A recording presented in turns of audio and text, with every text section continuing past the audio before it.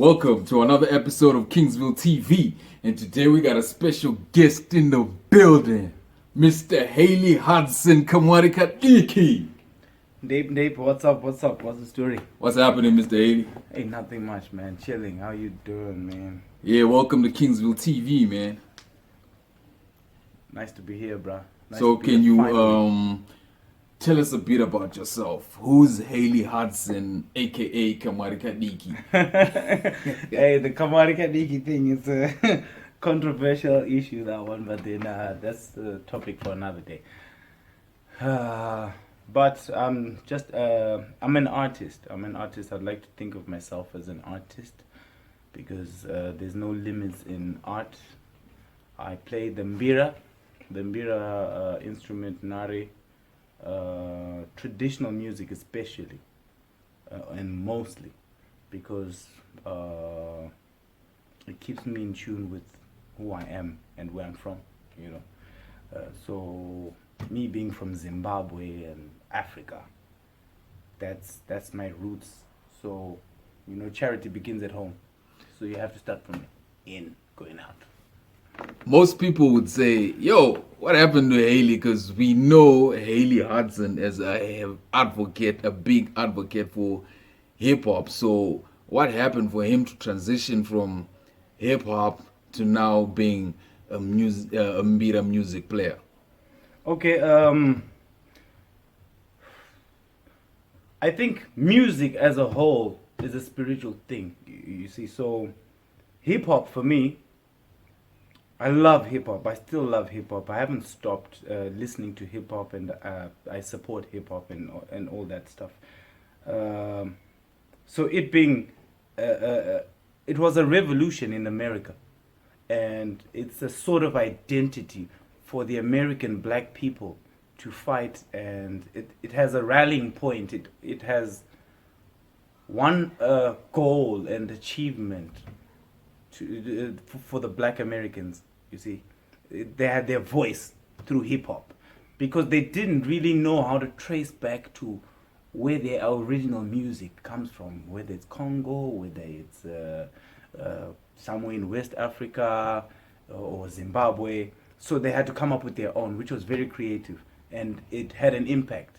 So for it to have traveled all the way to Zimbabwe, it's beautiful. I love hip hop. It's nice. It has hard hitting effects. So that's how I chose to also go along with my original music because I know it. I am privileged to know my music and where I'm from, and that's Mbira music. You see, so for them to bring hip hop to Zimbabwe is the same as for me to bring Mbira to America or to wherever in the world. You see now, I can't try and take American music and make it mine. It can never happen.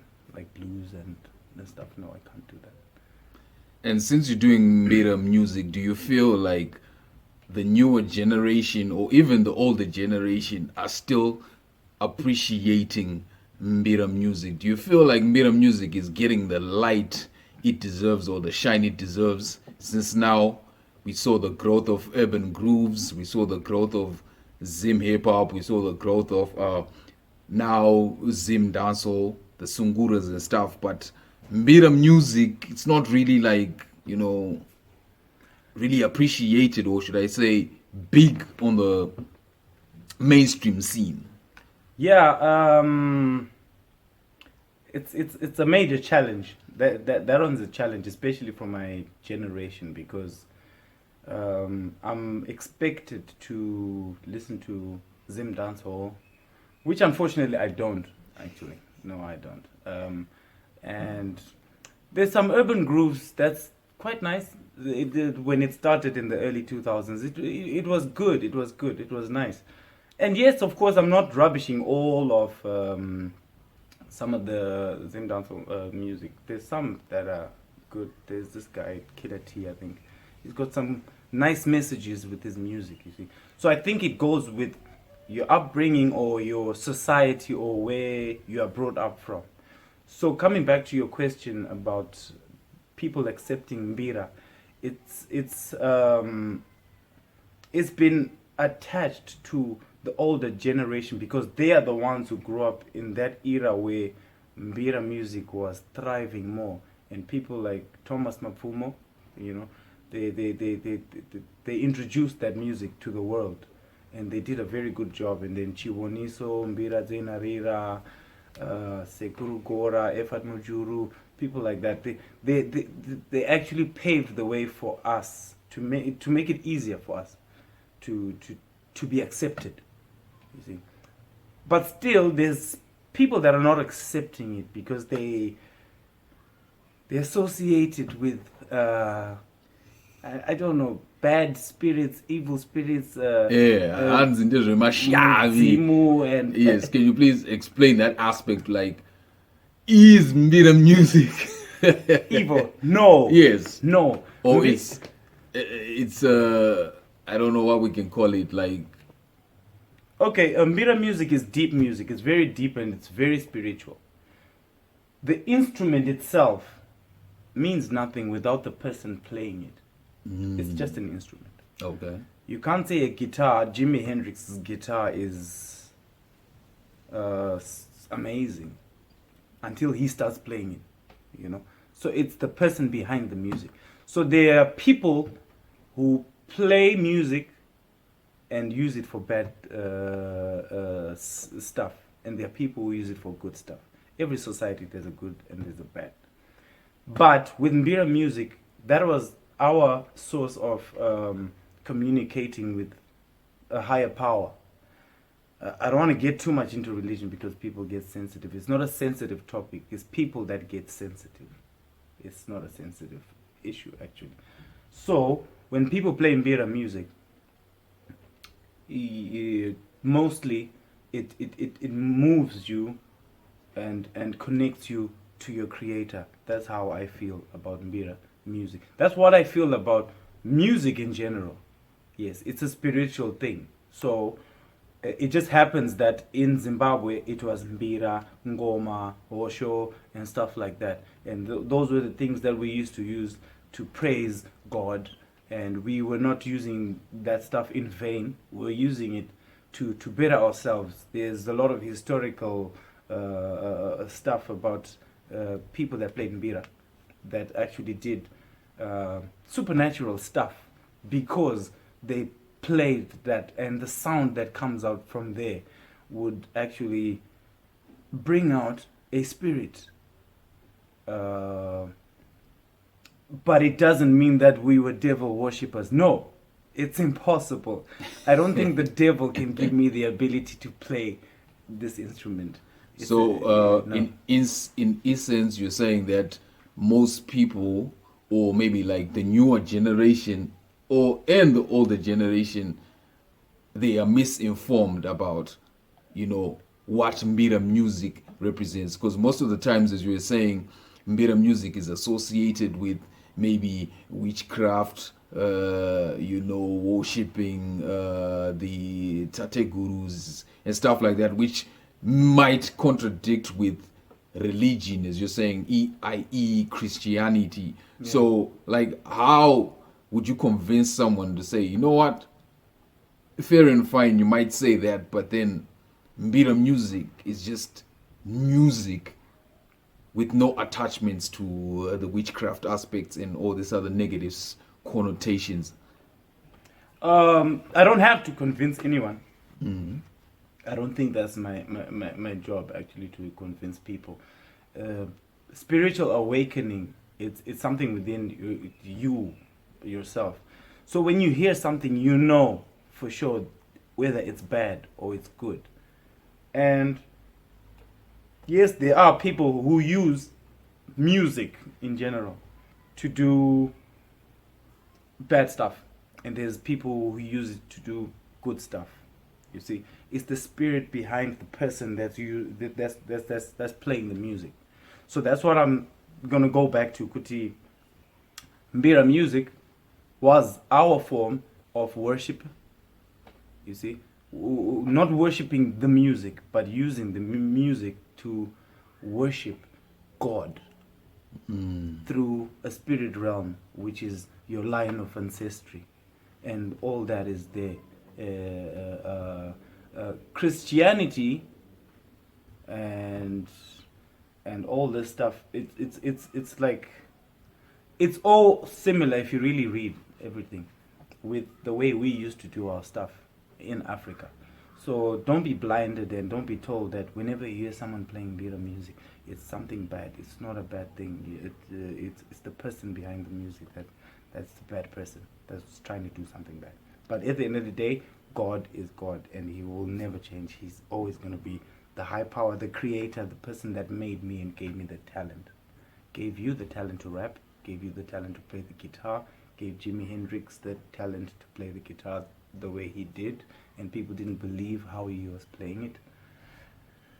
It's Yeah, man. I could go all day, man. I could go all day, bro. You're hearing it live from the man himself, Kamarika Diki, HAILE Hudson. It's not about witchcraft. It's all about enjoying Mbira music. Don't associate Mbira music with negative connotations.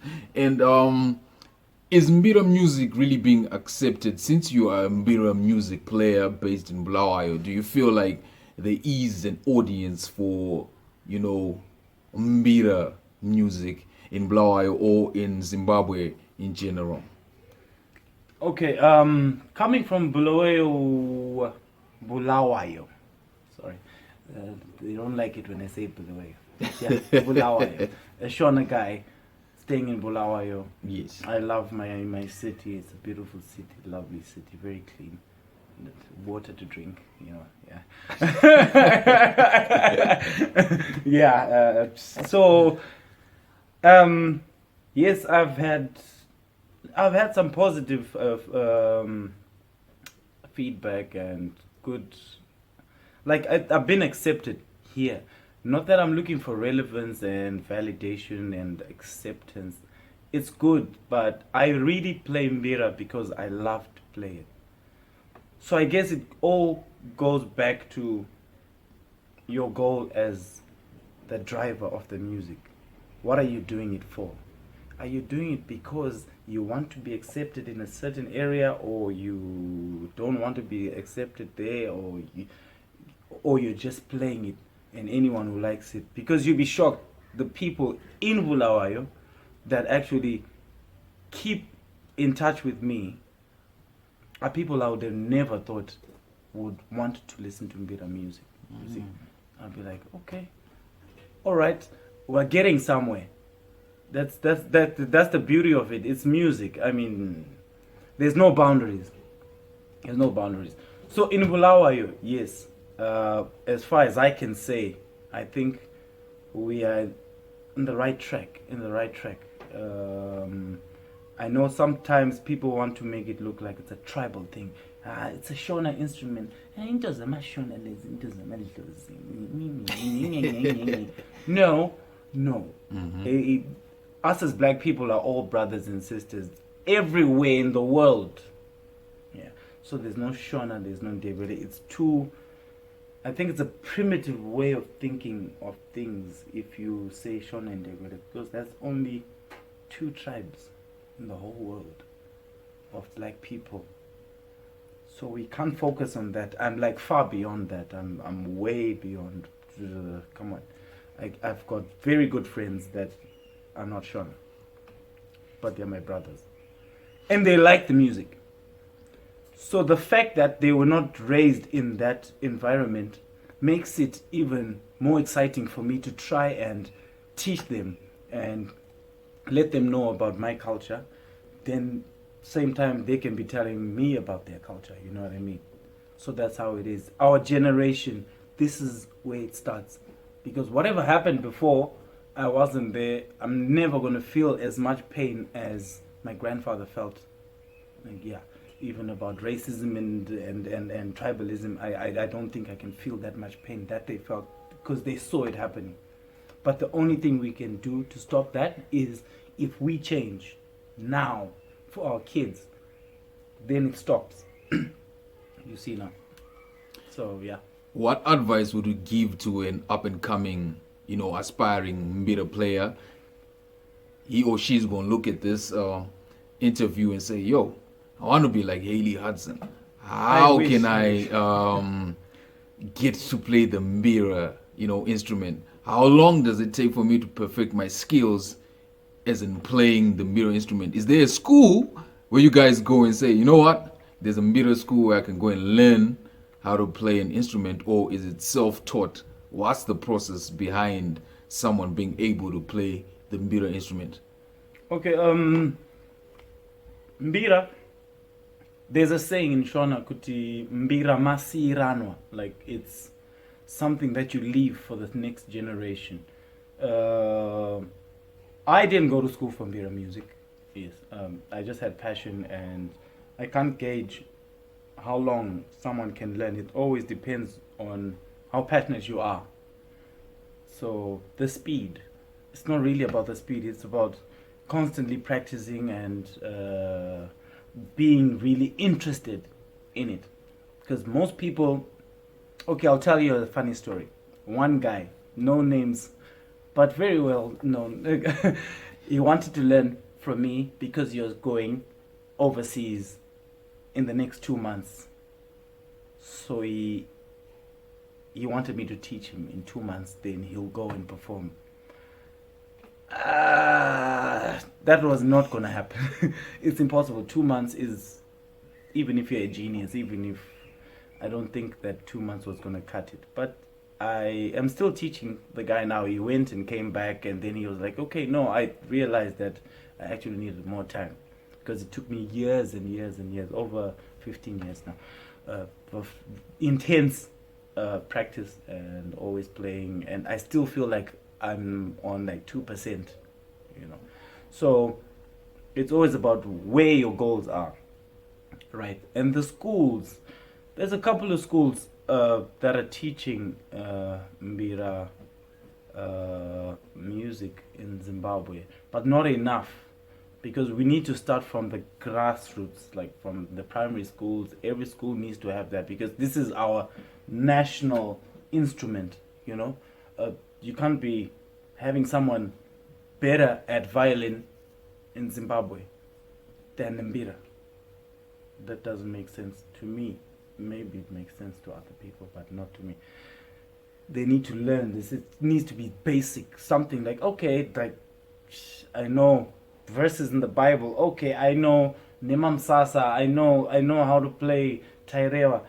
Things like that. Those are songs that are basic Mbira songs that everyone should know in Zimbabwe. So if we start there, we just need the resources. We need the information out there, and we need to be proud. Because what I do this for is self-love, self-actualization. We have a lot of identity crisis. We always want to be the other person instead of wanting to be you first. You can't love someone else before you love yourself. You see, so I can never be Jay-Z before I am Leonard Dembo. You know what I mean? So start home first, and then you grow. People will accept you. You don't have to seek acceptance. They'll just accept you. Most people argue that, Mbira music is all about guys trying to escape Zimbabwe, and Mbira music is only, more appreciated in foreign Western cultures than home base. What's your take on that? That is very true. That's why I'm laughing. It's very true. It's very true. A lot of people say, saka uchakwira ndege. Saka winza tikwira ndege tiende. It really hurts me sometimes. But the unfortunate truth is that people abroad accept it because they know more truth about us than we know about ourselves. So that goes back to identity crisis, because they know what we don't know about us. But we are trying to know them before we even know ourselves. You see what I mean? So You know, that's not why I played. So you're not trying to go to the diaspora using Mbira music. No. That's not what you do it for. No, it's impossible. That is impossible. It would be nice, obviously, to get whatever they call it, exposure, whatever. But it's better for you to go with it out there, and but if it's not accepted here in the beginning, it doesn't have a firm standing. You see, and I know a lot of people. I know many Mbira players that make good money outside the country, overseas, and then they come back here, and no one knows them here. Nobody. They'll just be living their quiet lives, blah blah blah, which is okay. It's fine. But then that's what makes me feel bad, Kuti.